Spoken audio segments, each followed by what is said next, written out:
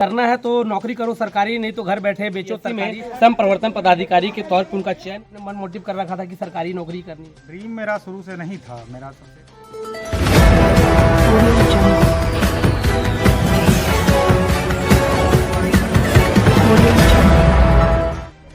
नमस्कार, आदाब, सत श्री अकाल, जय मिथिला, जय मैथिल, जय बिहार। मैं आनंद कुमार और आप मेरे साथ देख रहे हैं बूढ़ा देव राष्ट्रीय समाचार। आज मेरी मौजूदगी मिथिलांचल के मधुबनी जिला अंतर्गत बासोपट्टी प्रखंड के विराटपुर गांव में है, जहां पे रवि प्रकाश जी के यहाँ आए हुए हैं, जिन्होंने बीपीएससी में सम प्रवर्तन पदाधिकारी के तौर पर उनका चयन हुआ है।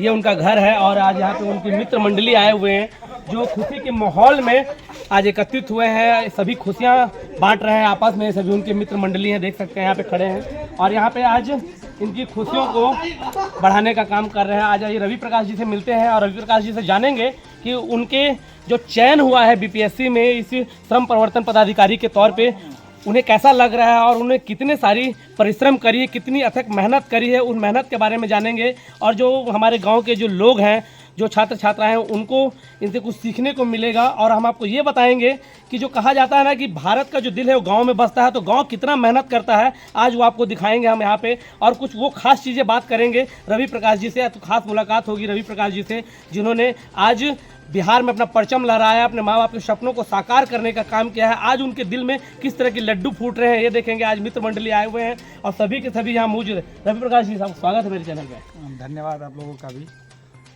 यहाँ पर आए हैं। अभी हम लोग जस्ट यहाँ पे जब मेरा सक्सेस हुआ है उसके बाद आज हम लोग भी यहाँ आए हैं। बेसिकली ये मेरा गांव है और अभी फ़िलहाल जो है मेरा जो अभी प्रिपरेशन का फेज़ है, तो वो थोड़ा सा मतलब उसको हम डिटेल में हम लोग आगे चर्चा करेंगे, तो वो समझने का कोशिश करेंगे। और लोग के बारे में जो कहा जाता है, जो चकाचौंध की दुनिया है, वहीं पे सब कुछ संभव है, ऐसा कुछ नहीं है। जहाँ पे आपका चाह है और आपकी इच्छा शक्ति मजबूत है, वहाँ पर कुछ भी अचीव किया जा सकता है। इसी के साथ अभी हम लोग आगे चर्चा करेंगे। पुनः आप लोगों को आने के लिए धन्यवाद।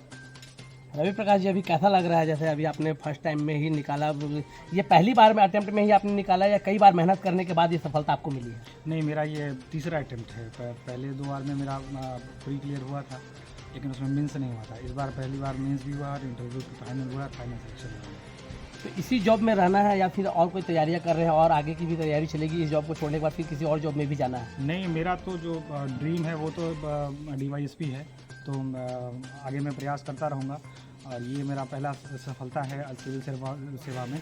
बाकी और प्रयास करके मैं जो अपना सपना है उसको अचीव करना चाहूँगा। और जो हमारे जो पिछड़े तबके के लोग हैं और जो समाज के लोग हैं, सेवा में जाके उनका उत्थान करने का जितना हो सके हर संभव प्रयास करूँगा, उनको सहायता प्रदान करूँगा। कहा जाता है बिहार में कि एक कहावत है कि बच्चे अगर करना है तो नौकरी करो सरकारी, नहीं तो घर बैठे बेचो तरकारी। तो क्या पहले से ही आपने मन मोटिव कर रखा था कि सरकारी नौकरी करनी है? अब ऐसा ड्रीम मेरा शुरू से नहीं था। मेरा सबसे जो पहला ड्रीम था वो कुछ और था, वहाँ पे सफलता नहीं मिली। और ये जो मेरा सिविल सेवा का जो भावना था वो तो हम लोग में बचपन से ही है। और इवन हम ही नहीं, मेरे टीम वर्क में जितने भी मेरे दोस्त हैं, सबका भावना उसी तरह का है। और हम लोग कहीं ना कहीं इसको इंटीग्रेटेड वे में करने का प्रयास करने का शुरू से प्रयास कर रहे थे।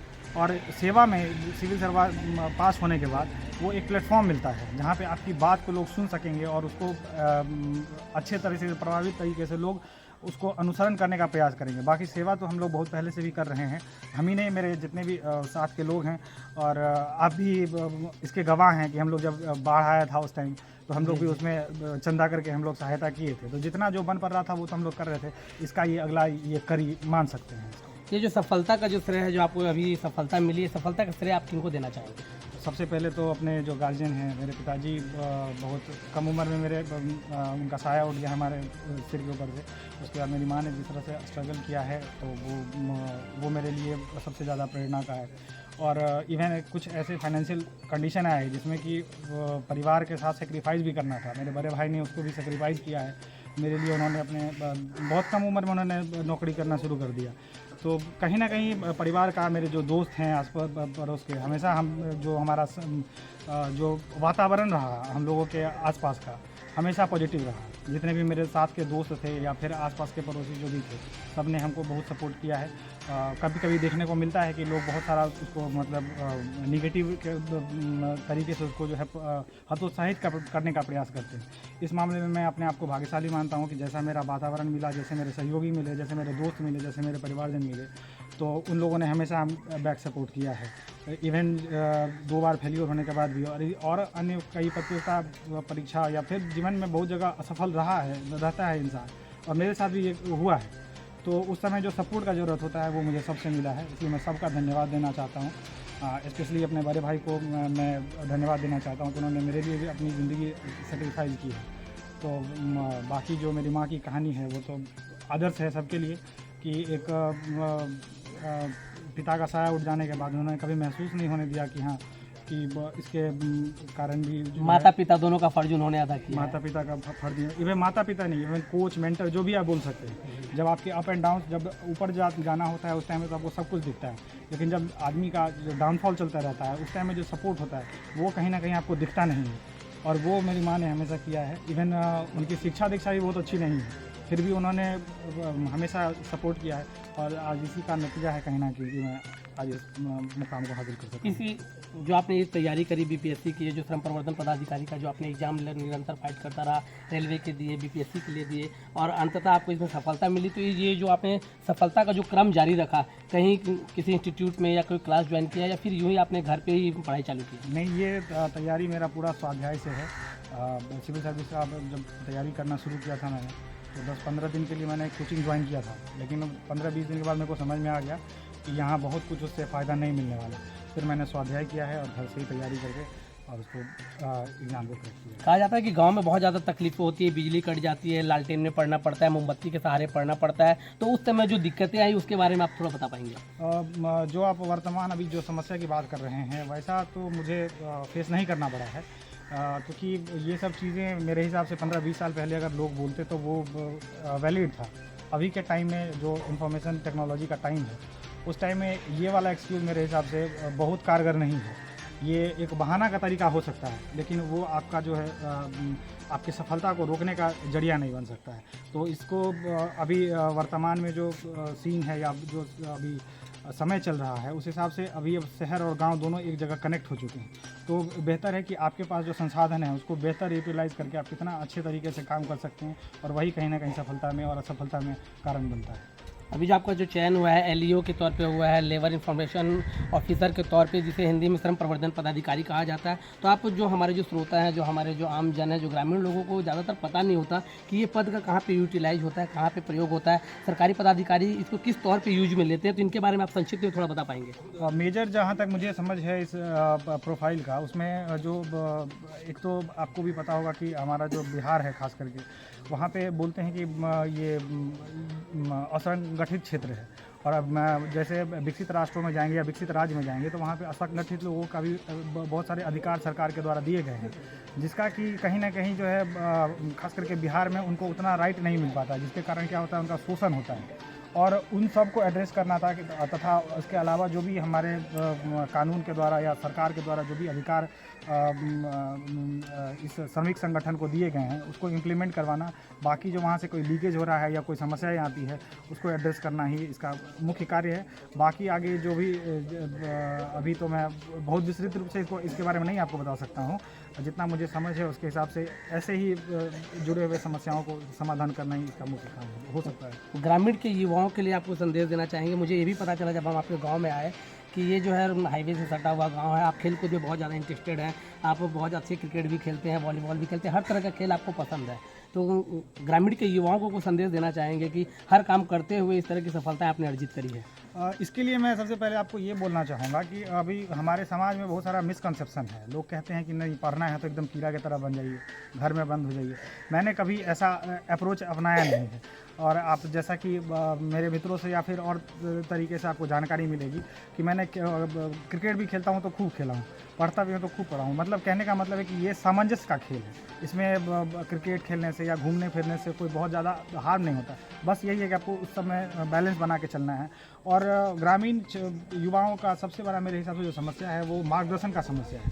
अगर आपको सही मार्गदर्शन कहीं मिल जाए तो आप कहीं से भी कुछ कर सकते हैं, तो उसको ढूंढने के लिए, उसको राइट डायरेक्शन डायरेक्शन में प्रयास करने के लिए आपको खुद से थोड़ा सा एफर्ट लगाना पड़ेगा, और जहाँ पे आपका एफर्ट सही जगह पे लगा, जैसे आप एक एग्जांपल लीजिए, जैसे कांटी कील आपको लकड़ी के अंदर अगर घुसाना है तो उसका डायरेक्शन आपको जब तक प्रॉपर नहीं पता होगा तो आप उसको एग्जैक्ट नहीं घुसा सकेंगे। अगर डायरेक्शन आपका उल्टा हो जाए, आप कितना भी हथौड़ा मारते रहिए वो अंदर नहीं जाएगा।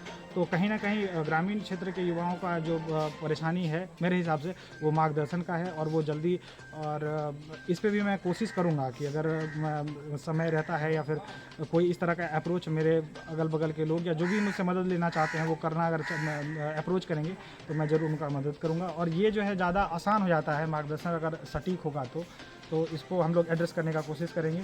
इसमें आप सबका भी सहयोग है। अगर आपको भी कोई ऐसा लगे कि हाँ किसी को अगर इस तरह की ज़रूरत है तो उसके लिए हम अवेलेबल रहने का पूरा प्रयास करेंगे।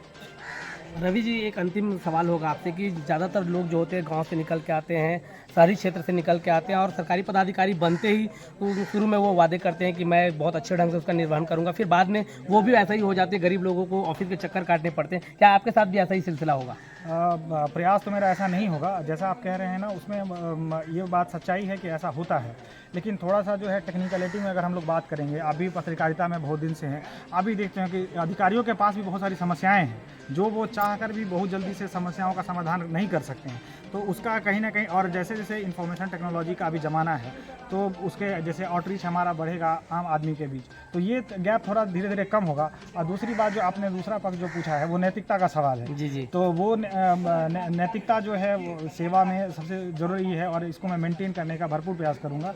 और इस सब में भी आपको भी पता है पत्रकारिता का कितना योगदान है, कि कई बार ये ऐसा होता है कि समस्याएं होती है, लेकिन आम जन की समस्याएं अधिकारियों तक नहीं पहुंच पाती है, उसमें मीडिया का काफ़ी रोल है।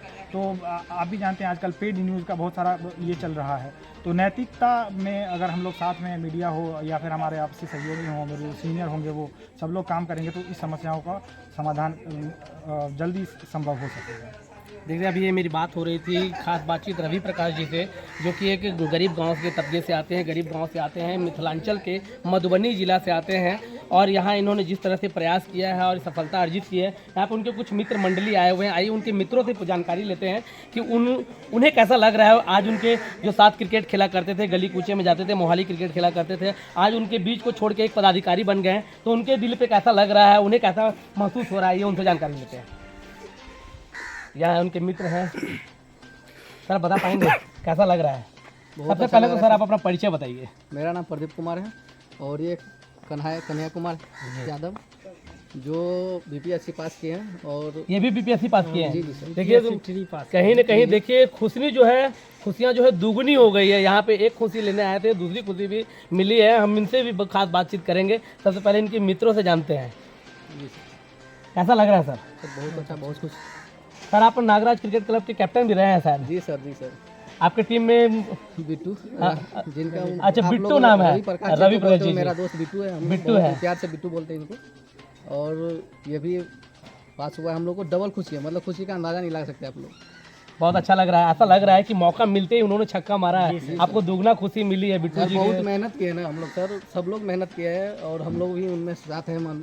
बहुत बार सफलता मिला है, तो बहुत कुछ सुनने को भी मिला हम लोग को, लेकिन इस बार जो है पास हुआ तो बहुत खुशी मिला हम लोग को। मतलब पहले भी मेरा दोनों दोस्त पास हो गए। पहले बहुत सारी आलोचनाएं जो सुनने को मिलती थी कि दिन में दोपहर में जब आते हैं खेलने के लिए ले जाता है, और अब जो सफलता मिली है तो आप लोगों को भी खुशी लग रही है। मम्मी पापा भी बोलेंगे कि नहीं हमारे बच्चे खेलने के साथ साथ आगे बढ़ रहे हैं। पहले एक समय था, एक दौर था कि जब बोलते थे खेलोगे कूदोगे तो बनोगे खराब, और पढ़ोगे लिखोगे तो बनोगे नवाब, लेकिन आप लोगों ने इन सार्थकता को कहीं ना कहीं झुटाने का प्रयास किया है। बिल्कुल जी जी सर। देख सकते हैं इनके जो मित्र मंडली हैं, इन लोगों को बहुत ज़्यादा खुशी है। यहाँ पे ये गोलू अंकल का क्लासेस चलता है यहाँ पे, कहीं ना कहीं इनसे भी जानकारी लेते हैं, भी इनके मित्र के अंतर्गत आते हैं। तो गोलू अंकल कैसा लग रहा है आपको? बहुत अच्छा, बहुत खुशी हुई है। गोलू अंकल के नाम से फेमस है। तो आपके जो मित्र हैं रवि प्रकाश जी, ये इन्होंने सफलता अर्जित की है, किस तरह का मन में लड्डू फूट रहा है? अब हम लोगों के अंदर भी हिम्मत आ रही है कि हम लोग भी कुछ कर सकते हैं।